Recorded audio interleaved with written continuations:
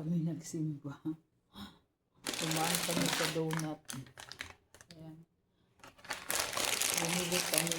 Kasi ganyan kami pagsimba. Dumadaan kami doon. Kasi parang family friend. Binigyan kami isang balot. Na-fresh. Ayan. Ito ang binigay, isang balot.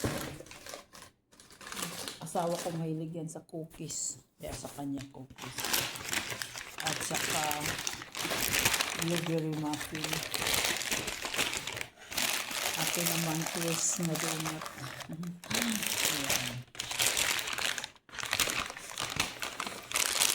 Lagyan kami bibigyan ng free na donut.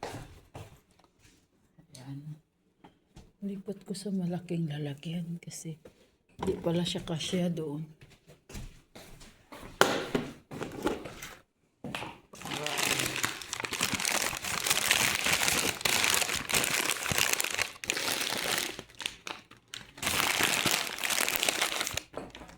Tapos yung cookies ng asawa ko, ilagay ko sa lalagyan.